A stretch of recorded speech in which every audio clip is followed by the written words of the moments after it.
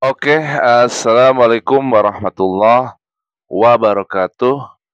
Jumpa lagi dengan saya Muhammad Iman Fatur Rahman di channel YouTube FPF Tutorial. Oke, kali ini saya akan bahas mengenai aturan rapat umum pemberi dana atau RUPD dalam konteks pinjaman online ya atau pinjol ya. Nah, di sini mengatur tata cara pelaksanaan dan mekanisme rapat umum pemberi dana atau RUPD yang dilakukan oleh penyelenggara layanan pendanaan bersama berbasis teknologi informasi LPBBTI ya. Nah, RUPD ini tujuannya memberikan forum bagi pemberi dana atau lender untuk menyampaikan masukan, memantau kinerja, dan membahas isu penting terkait pinjol ya. Nah, ini pentingnya di sini ya. Perlu adanya RUPD. Nah, di sini oke kita bahas dari elaborasi lebih lanjut ya. Tujuannya untuk apa sih RUPD itu?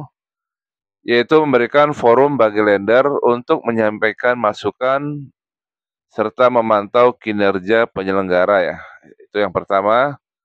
Lalu yang keduanya memfasilitasi diskusi mengenai isu penting ya terkait pinjol seperti penanganan galbay atau gagal bayar ya. Dan yang ketiganya menjadi dasar bagi penyelenggara dalam menentukan kebijakan dan strategi pengelolaan resiko ya. Nah, maksudnya di sini pengelolaan resiko gagal bayar. Nah, gimana mekanisme tentang RUPD tersebut? Yang pertama, penyelenggara LPBBTI diwajibkan menyusun pedoman pelaksanaan RUPD yang memuat tata cara pelaksanaan, mekanisme, dan panduan. Lalu yang keduanya, pedoman RUPD harus memperhatikan kompleksitas dan kemampuan penyelenggara. Nah, lalu apa aja manfaat dari RUPD tersebut? Yang pertama, memberikan transparansi dan akuntabilitas bagi lender. Yang keduanya, mendorong peningkatan kinerja penyelenggara LPBBTI ya.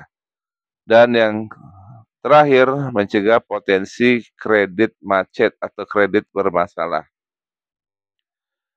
Lalu poin berikutnya yaitu RUPD dan pinjol. Aturan RUPD dalam konteks pinjol bertujuan memastikan bahwa pinjol terdaftar di OJK ya, memiliki mekanisme yang jelas dalam berinteraksi dengan pemberi dana. Lalu yang berikutnya, RUPD menjadi mekanisme penting untuk memastikan bahwa pinjol mengelola risiko dengan baik serta memberikan layanan yang transparan kepada nasabah. Nah, contoh aturan terkait penagihan pinjol, misalkan penagihan pinjol hanya boleh dilakukan sesuai dengan ketentuan yang berlaku serta norma-norma yang berlaku di masyarakat ya. Nah, jadi norma-norma berlaku itu ya tidak berkata kasar, menagih dengan cara sopan, dan ingat jam ya, jam penagihan yang diatur oleh OJK. Lalu yang berikutnya penagihan dilakukan di alamat domisili nasabah. Nah, ini dilarang ya, menagih di kantor atau menagih di tempat-tempat umum ya. Jadi aturannya ya menagih di alamat domisili di hari Senin sampai Sabtu. Nah, tidak boleh menagih pas hari libur nasional atau hari libur seperti hari Minggu ya. Nah, waktunya dari jam 8 sampai jam 20 atau jam 8 malam ya. Nah, di luar itu dilarang, tidak boleh menagih di luar jam tersebut ya. Lalu yang berikutnya, DC hanya boleh menagih di luar tempat dan waktu tersebut dengan persetujuan nasabah. Jadi kalau nasabahnya nggak setuju, nah bisa dilaporkan ke OJK apabila dia menagih di alamat domisili dan di luar jam tersebut ya.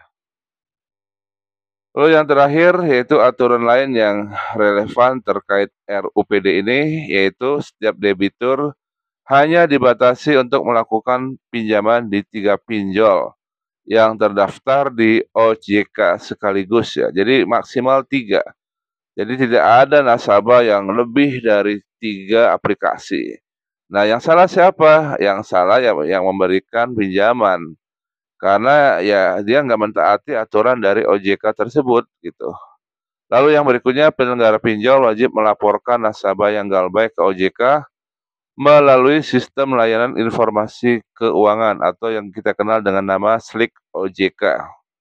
Dan yang terakhir, pinjol ilegal dapat dikenakan sanksi pidana seperti yang diatur dalam pasal 32 Undang-Undang ITE. Nah, ini kalau misalnya pinjol ilegal melakukan aksi penyebaran data sembarangan ya di sosial media. Oke, itu aja informasi dari saya, semoga bermanfaat ya, mengenai RUPD dalam konteks pinjol atau dalam konteks pindar ya, pinjaman daring. Semoga informasi ini bermanfaat. Jangan lupa klik subscribe, like, dan bagikan video ini jika video ini dirasakan bermanfaat. Oke, see you next video. Assalamualaikum warahmatullahi wabarakatuh.